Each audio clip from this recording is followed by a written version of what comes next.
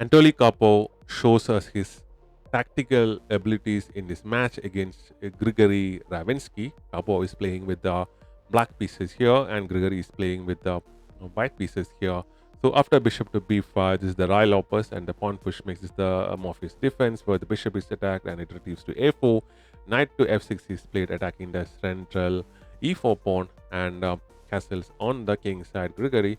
So bishop to e7 by Karpov, and queen comes to e2, supporting the e4 pawn, and pawn is now pushed to b5, attacking the bishop, and the bishop goes to b3, and pawn push to d6 now allows this bishop to be activated on both on the, you can fence this bishop, or you can bring the bishop into these light square diagonals over here.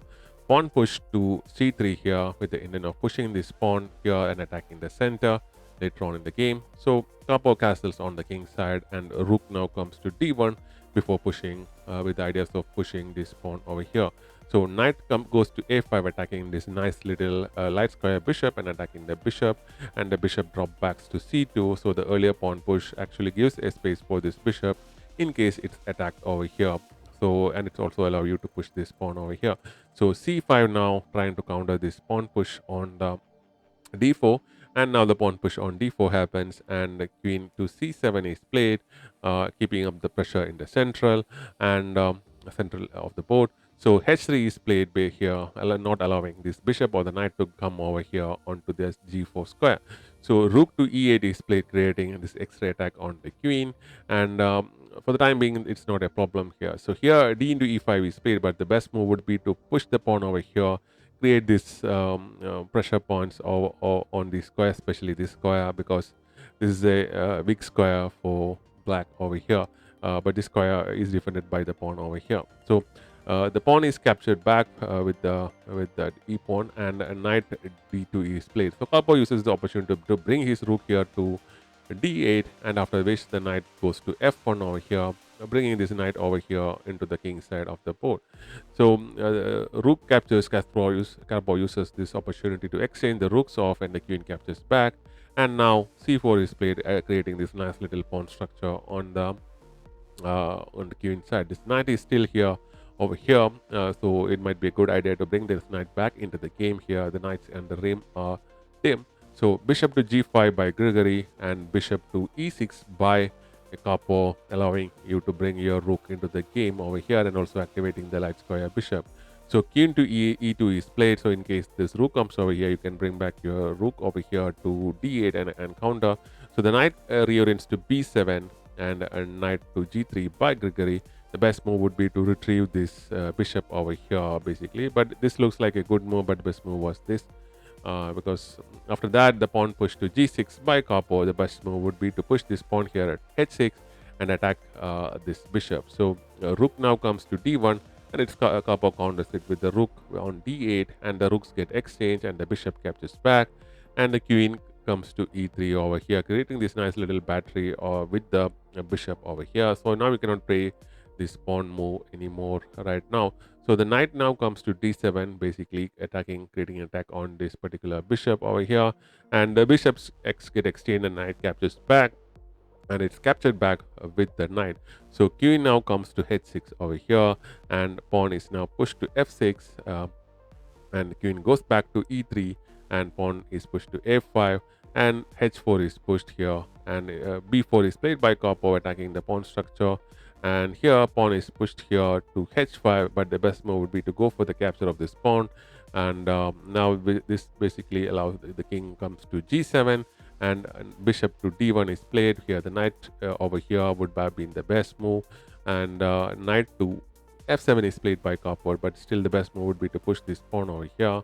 And after the pawns get captured and exchanged, knight to d2 is played, and knight to c5 is now played here. So pawn push to b3 now, and c pawn captures the b3 pawn, and the pawn is captured back, and queen to b6 is played. The best move would be to bring the queen over here, because in this position you cannot move your this knight, because this knight is pinned, and this you can just move it over here, protecting the queen only. So all other moves are not possible.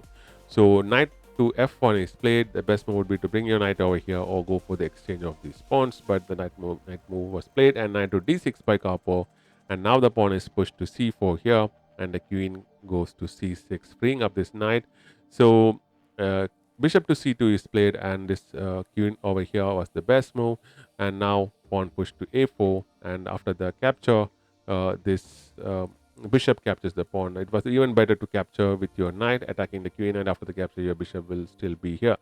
But knight to g3 was played here. Capturing this bishop was the best move, but he didn't go for that. The bishop retrieved to f7, and after that a5 is now played, pushing the pawn over here. So queen to b5 attacking the pawn, and pawn push to f4 is played, and queen now captures this a5 pawn, and the pawn is captured, and he places this in between move queen to a1 plus, which allows the capture of this pawn like this.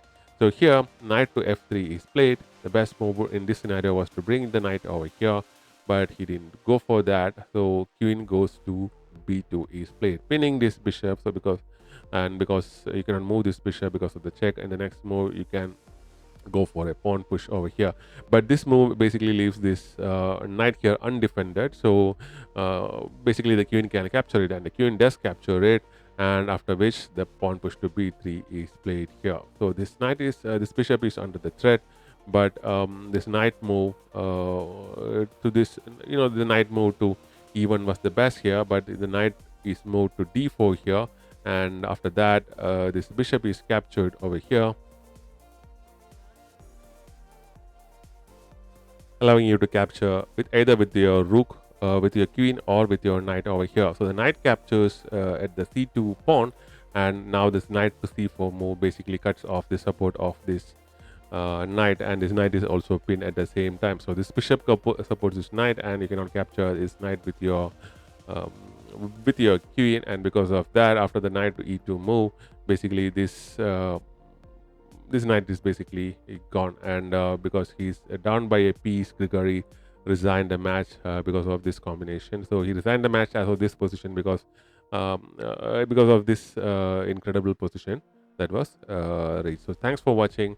So Karpov won this match against Grigory by using his tactical ability. He saw that he can win a piece, and which resulted in his victory over Grigory Ravinsky in this match. So thanks for watching. We'll be back with more such videos.